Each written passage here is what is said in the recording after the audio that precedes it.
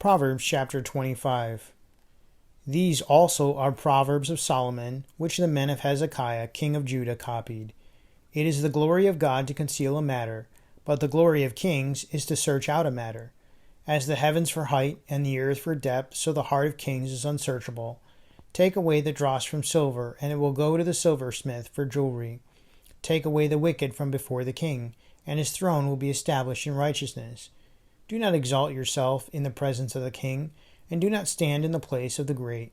For it is better that he says to you, "Come up here," than that you should be put lower in the presence of the prince whom your eyes have seen. Do not go hastily to court, for what will you do in the end when your neighbor has put you to shame? Debate your case with your neighbor, and do not disclose the secret to another, lest he who hears it expose your shame, and your reputation be ruined. A word fitly spoken is like apples of gold in settings of silver. Like an earring of gold and an ornament of fine gold is a wise rebuker to an obedient ear. Like the cold of snow in time of harvest is a faithful messenger to those who sent him, for he refreshes the soul of his masters. Whoever falsely boasts of giving is like clouds and wind without rain. By long forbearance a ruler is persuaded, and a gentle tongue breaks a bone. Have you found honey? Eat only as much as you need, lest you be filled with it and vomit. Seldom set foot in your neighbor's house, lest he become weary of you and hate you. A man who bears false witness against his neighbor is like a club, a sword, and a sharp arrow.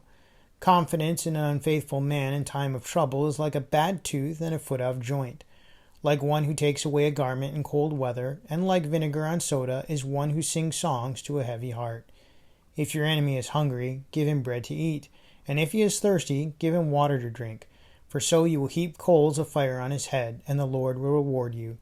The north wind brings forth rain, and a backbiting tongue, and angry countenance. It is better to dwell in a corner of a housetop than in a house shared with a contentious woman. As cold water to a weary soul, so is good news from a far country. A righteous man who falters before the wicked is like a murky spring and a polluted well. It is not good to eat much honey, so to seek one's own glory is not glory.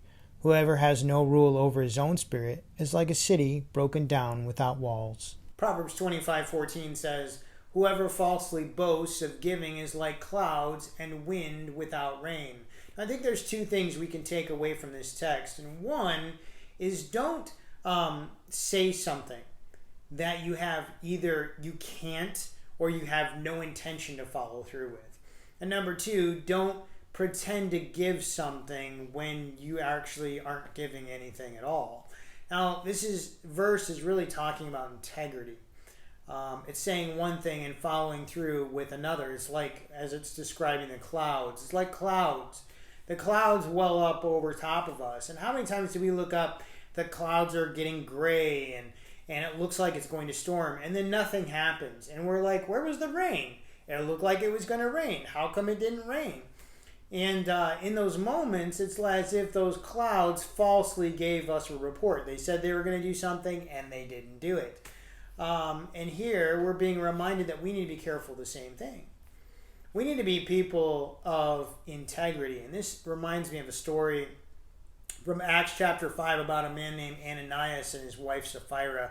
They went out and they sold a plot of land.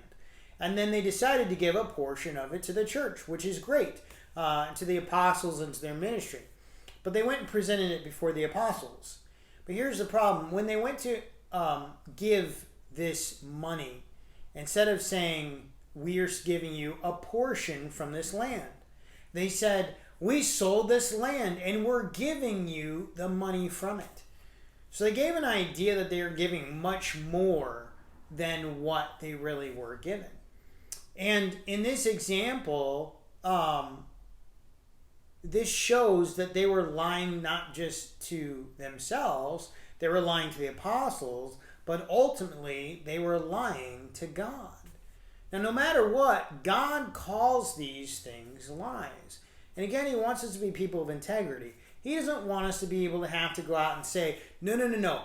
What I'm telling you is the absolute truth. Or to say, I swear to you that what I'm saying is truth. He wants us to be able to just say yes or no, or admit that you did something and say that's absolute truth. That anything that you just say people will acknowledge as the absolute truth. You shouldn't have to raise your right hand to swear to someone. You shouldn't have to go through any of that. You should just be able to say, make your yes, yes, and your no, no, and whatever you say is the absolute truth.